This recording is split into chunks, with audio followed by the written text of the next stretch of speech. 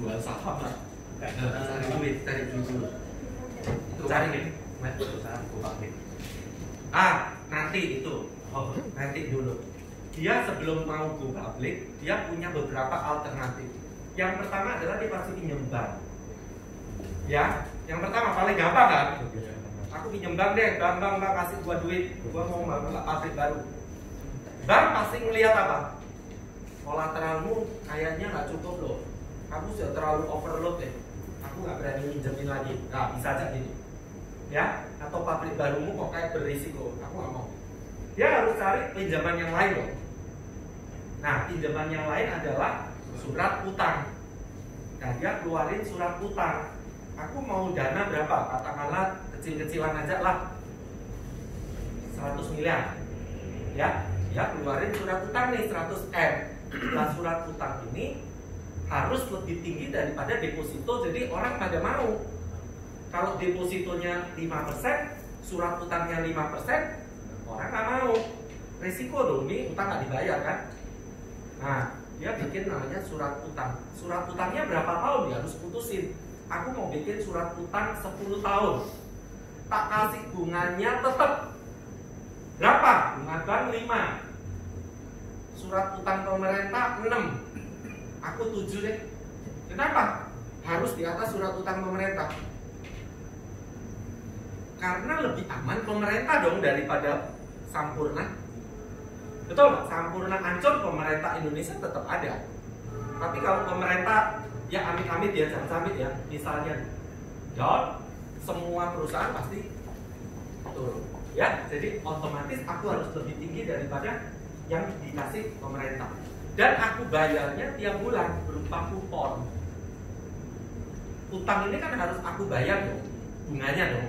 Itu namanya kupon. Ya. Nah, surat utang yang berupa kupon ini, suratnya itu boleh dijual lagi, namanya di pasar sekunder. Itulah namanya obligasi. Makanya harga obligasi itu naik turun, bunganya tetap, makanya disebut fixed income. Ya, jadi bukan harganya fix, jangan sampai salah loh. Tapi bunganya yang fix sampai 10 tahun. Nah, harganya bisa naik apa bisa turun? Ya bisa naik, bisa turun sih. Tergantung apa? Tergantung bunga bank. Kalau bunga bank SBI-nya tadinya 5, lu jual 7, terus Bank Indonesia turunin lagi jadi 4, selisihnya gede nggak? Gede. Harganya mahal. Naik. Di pasar orang berebut. Karena dia tetap 7%. Ya? Karena dia tetap 7%. Karena dia tetap 7%. Spreadnya kan gede nih. Iya, selisihnya. Ngerti ya? Jadi otomatis aku lebih cuan dong daripada buat deposito. Iya. Nah, direbut orang nih, 7% gede, betul nggak? Iya. Tapi kalau bunga banknya naik jadi 6, apa yang terjadi? Obligasinya harganya turun. Iya. Ngerti ya? Iya. Karena spreadnya kecil, buat apa? Resiko gua masuk ke Sampurna, mending gua beli obligasi negara yang 6 lah, gitu ya. Oke. Ngerti ya ini ya? Nah ini, jadi resikonya tetap ada macam-macam. Yang pertama adalah default. Default itu ada gagal bayar. Nah kalau yang prudensial itu aman ya. Kenapa? Karena obligasinya pemerintah. Nah pemerintah nggak mungkin lah gagal bayar. Dulu kan pernah ada tahun 60-an gagal bayar. Iya sih, ada obligasi yang gagal bayar ya. Dulu zamannya Indonesia masih kacau balau, ya. Tapi kalau sekarang kayaknya nggak mungkin deh ya. Kita ya percaya nggak mungkin deh. Kenapa? Itu membahayakan banyak ekonomi kita, ya. Jadi pemerintah kita sekarang kan udah sangat bagus daripada pemerintah zaman itu masih baru merdeka ya. Ngerti ya ini ya?